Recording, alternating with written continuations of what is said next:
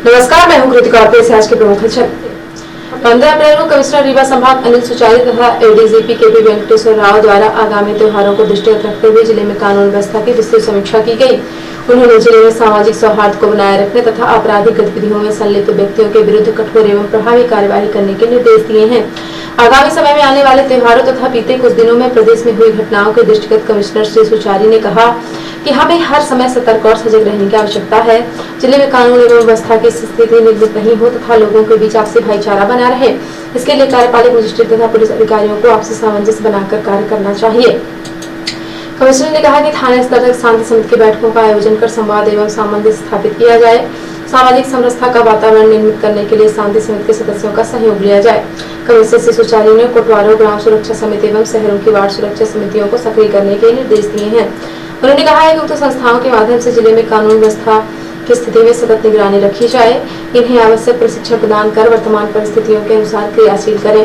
Commissioner ने कहा कि इनकी सक्रियता से हमें त्वरित जानकारियां प्राप्त हो सकेंगी, जिससे स्थिति बिगड़ने के पूर्व ही उसे नियंत्रित किया जा सकेगा। कमिश्नर श्री सुचारी ने कहा कि जिले की आपराधिक गतिविधियों में सक्रिय माफियाओं के विरुद्ध कठोर एवं प्रभावी कार्यवाही की जाए। साथ ही साथ इस बात का विशेष ध्यान रखें कि गरीब एवं निर्दोष व्यक्ति पर किसी प्रकार का दुष्प्रभाव नहीं पड़े। उन्होंने कहा कि निर्दोष को संरक्षण मिले तथा अपराधियों को कठोर दंड मिले, इस मंशा के साथ नियमों के अधीन कार्यवाही की जाए। ऐसी कार्रवाई से जनता में सुरक्षा तथा पुलिस एवं प्रशासन के प्रति विश्वास बढ़ेगा। डीजीपी श्री राव ने अधिकारियों को पूर्व में घटित घटनाओं से सीख लेने को कहा है। उन्होंने कहा है कि पुलिस एवं प्रशासन को हर समय मुस्तैद रहने की आवश्यकता है, परिस्थितियों का सतत रूप से मूल्यांकन करते रहें तथा किसी भी परिस्थिति से निपटने के लिए तैयार रहें।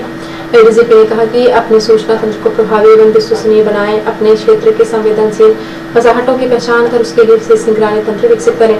श्री राव ने कहा कि किसी भी राजनीतिक, धार्मिक व सामाजिक जुलूस रैली की अनुमति देते समय पूर्वावलोकन अवश्य कर लें। रैली जुलूस निकलने के पूर्व मॉक ड्रिल कर अपनी तैयारियां सुनिश्चित कर लें। एडीजीपी श्री राव ने संवेदनशील स्थानों में ड्रोन के माध्यम से भी कड़ी निगरानी रखने के निर्देश दिए हैं। साथ ही पुलिस एवं प्रशासन द्वारा स्थापित सीसीटीवी कैमरे के अतिरिक्त व्यावसायिक प्रतिष्ठानों एवं लोगों को भी सीसीटीवी लगवाने के लिए प्रेरित करने को कहा है।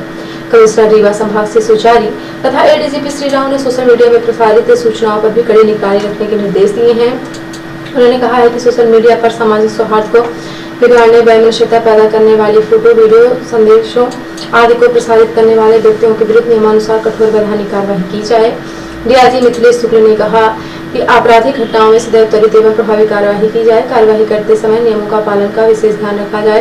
कोई भी ऐसी कार्यवाही नहीं करे जिससे पूरी प्रक्रिया ही दूषित हो जाए। उन्होंने कानून प्रक्रियाओं का पालन करते हुए अपराधियों को दंडित करने पर जोर दिया है। कलेक्टर मुजीबुर रहमान खान द्वारा विगत माह में की गई कार्यवाही से अवगत कराते हुए बताया गया कि जिले की कानून एवं व्यवस्था की स्थिति में सतत निगरानी रखी जा रही है। आगामी त्योहारों को सद्भावनापूर्वक मनाए जाने हेतु शहर के प्रबुद्धजनों, धर्मगुरुओं एवं सम्मानित नागरिकों के साथ साथ समय समय पर चर्चा की गई है। कार्यपालक मजिस्ट्रेट एवं पुलिस अधिकारियों द्वारा आपसी समन्वय एवं सामंजस्य स्थापित किया जाकर अराजक तत्व, गुंडा बदमाश पर विधिक कार्यवाही की गई है। महाअप्रैल 2022 में 660 व्यक्तियों के विरुद्ध बाउंड ओवर की कार्यवाही की गई है। महाअप्रैल में 8 भूमाफियाओं पर कार्यवाही करते हुए 4 हेक्टेयर से अधिक भूमि अतिक्रमण मुक्त कराई गई है, जिसका बाजार मूल्य 4 करोड़ 34 लाख रुपए से अधिक है। इसके साथ ही एक व्यक्ति के विरुद्ध जिला बदर की कार्यवाही भी की गई है। वरिष्ठ पुलिस अधीक्षक मुकेश कुमार श्रीवास्तव ने बताया कि आगामी त्योहारों के दृष्टिगत जिले में सख्त आवश्यक तैयारियां सुनिश्चित की गई हैं। गुंडे, बदमाशों एवं आपराधिक प्रवृत्ति के लोगों की निगरानी रखी जा रही है तथा उनके विरुद्ध कठोर एवं प्रभावी कार्यवाही की जा रही है। बैठक में मुख्य कार्यपालन अधिकारी जिला पंचायत राहुल दुर्ग, अतिरिक्त पुलिस अधीक्षक अनिता पाटिल, समस्त उपखंड अधिकारी, एसडीओपी, थाना प्रभारी उपस्थित रहे। 15 अप्रैल को गुंडे, अपराधियों और अराजक तत्वों को चेतावनी देने कलेक्टर मुजीबुर रहमान खान और पुलिस अधीक्षक मुकेश कुमार श्रीवास्तव के नेतृत्व में शहर में पुलिस ने फ्लैग मार्च निकाला। संदेश स्पष्ट है कि कानून व्यवस्था में किसी तरह की गड़बड़ी पैदा करने वाले किसी भी अराजक आपराधिक तत्व को बख्शा नहीं जाएगा, उन पर सख्त से सख्त कार्यवाही की जाएगी। फ्लैग मार्च की शुरुआत गांधी चौक से हुई, जो सोनांचल बस स्टैंड, पुराना हनुमान मंदिर होते हुए शहर के सभी प्रमुख मार्गों से होते हुए गांधी चौक में आकर समाप्त हुआ। फ्लैग मार्च के दौरान जिले के कलेक्टर मुजीबुर रहमान खान, जिले के वरिष्ठ पुलिस अधीक्षक मुकेश श्रीवास्तव, अतिरिक्त पुलिस अधीक्षक श्रीमती अनिता पाटिल, नगर निरीक्षक अशोक गौतम सहित पुलिस बल शामिल थे। पुलिस का यह फ्लैग मार्च आपराधिक तत्वों को स्पष्ट संदेश देना था कि अगर उन्होंने किसी भी तरह की अराजकता फैलाने की कोशिश की तो उनके खिलाफ कड़ी से कड़ी कार्रवाई की जाएगी।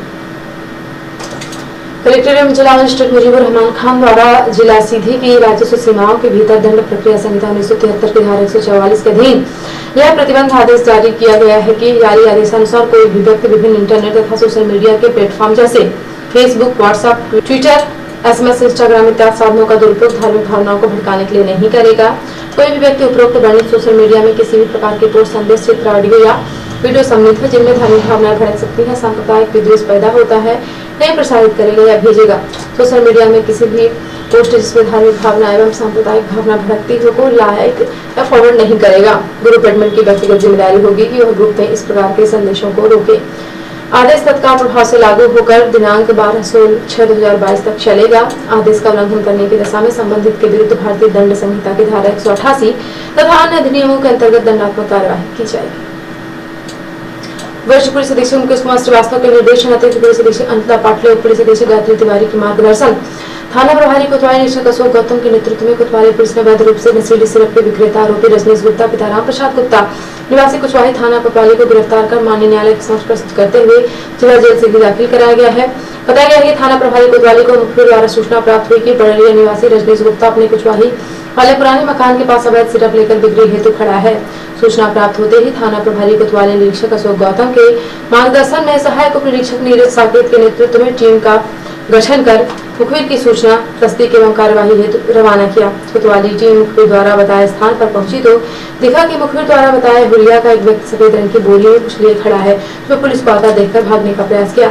फिर कोतवाली पुलिस ने उक्त व्यक्ति को हिरासत में लेकर तलाशी ली तो उक्त सफेद बोरी में नशीली कफ सिरप प्राप्त हुई, जो गिनती करने पर 60 सीसी प्राप्त हुई। नाम पूछने पर उस व्यक्ति ने अपना नाम रजनीश गुप्ता पिता राम प्रसाद गुप्ता निवासी कुशवाही बताया। उक्त सिरप के क्रय विक्रय के संबंध में कोई कागजात न होने पर उक्त मादक पदार्थ कीमत 10,500 रुपए को जब्त कर आरोपी रजनीश गुप्ता को थाना लाया गया। उक्त आरोपी का यह कृत्य NDPS एक्ट की धारा 8, 21, 22 एवं Madhya Pradesh drug control act 1949 की धारा 15-13 के तहत दंडनीय होने से आरोपी के विरुद्ध मामला पंजीबद्ध कर आरोपी को माननीय न्यायालय के समक्ष प्रस्तुत करते हुए जेल वारंट प्राप्त होने पर जिला जेल से दाखिल कराया गया है। रिपोर्टर हिमानी रौतेला ने बताया कि नैनीताल में सैलानियों का सैलाब उमड़ पड़ा है। होटल, फुल, पार्किंग, पैक और पर्यटक स्थल सैलानियों से अगले 3 दिन नगर का पर्यटन पूरे सैलाब पर बने रहने की संभावना है। लगातार 3 दिन अवकाश के चलते नगर में पर्यटकों की भारी भीड़ पहुंचने लगी है। नगर के अधिकांश बड़े होटल पिछले सप्ताह ही बांध में बुक हो चुके थे और विभिन्न शहरों से जबरदस्त फेरी कमरों के लिए चल रही थी, जिसके फलस्वरूप गुरुवार शाम से ही सैलानियों का पहुंचना शुरू हो गया था और बड़ी संख्या में पहुंचने का सिलसिला शुक्रवार सुबह तक जारी रहा है। इस बीच नगर का पर्यटन स्वभाव पर नजर आया तो ऊंचाई वाले पर्यटन स्थल भी जा रहे माल रोड पूरे दिन भारी संख्या में सैलानियों से भरी रही। इस बीच नौका विहार करने वाले सैलानियों का तांता लगा रहा। विराट हिमालय का लुत्फ उठाने के समय सैलानी हिमालय दर्शन करने पहुंचे थे। इस बीच स्नो व्यू, किलवरी, सरिता ताल, वाटरफॉल, फुटबॉल क्यू गार्डन में जबरदस्त रौनक है। और अब से प्रादेशिक हलचल। शिवराज के मंत्री की PM मोदी को चुनौती, सकलेशा बोले कई नेताओं के बच्चे पार्टी में फुल टाइम काम कर रहे, इन्हें भी टिकट मिले। रीवा में 2 नाबालिग बहनों से गैंगरेप मेले से लड़ते वक्त 6 आरोपियों ने मामा और भाई को पीटा, लड़कियों को जंगल में खींच ले गए। गृह मंत्री अमित शाह 22 अप्रैल को भोपाल आएंगे। 5 हेलीपैड तैयार, किसी में भी लैंड होगा हेलीकॉप्टर। जम्बूरी मैदान में होगा मेगा इवेंट। और खरगोन दंगे में घायल सीएम की बहन की शादी टली। बूढ़ी दादी के नहीं थम रहे आंसू, बोली आखिर हमारा क्या कसूर, 17 को गुजरात से आनी थी बारात। और अब पेश राष्ट्रीय हलचल। MP के बाद गुजरात में चला सरकारी बुलडोजर, खंभात में दरगाह के सामने बनी अवैध दुकानें गिराई। रामनवमी शोभा यात्रा पर पथराव के बाद एक्शन। देश के 7 राज्यों में कोरोना फिर बेकाबू, दिल्ली, मुंबई और गुरुग्राम में बढ़ते मामलों ने डराया। जंग के बीच जेलेंस्की से मिलने के पहुंचे US प्रेसिडेंट, कमला हैरिस और विदेश मंत्री भी साथ जा सकते हैं। और रूस के सरकारी टीवी ने कहा 3रा विश्व युद्ध शुरू हो चुका है, कीव में यूक्रेन का मिलिट्री बेस तबाह। तो ये थी आज के प्रमुख हलचल। यदि आप न्यूज फेसबुक पर देखते हैं तो पेज को लाइक और फॉलो करें। यूट्यूब पर देखते हैं चैनल को लाइक और सब्सक्राइब करना बिल्कुल ना भूलें। आप किसी भी न्यूज को तत्काल पढ़ने के लिए लॉगिन करें www.ntvnews.com। सीधे एवं बिंदु की प्रत्येक न्यूज का अपडेट अपने फोन पर पाना चाहते हैं तो आप प्ले स्टोर से हमारे ऐप NTV न्यूज डाउनलोड करें और जुड़े रहें अपने आसपास के समस्त गतिविधियों से NTV न्यूज के साथ। नमस्कार।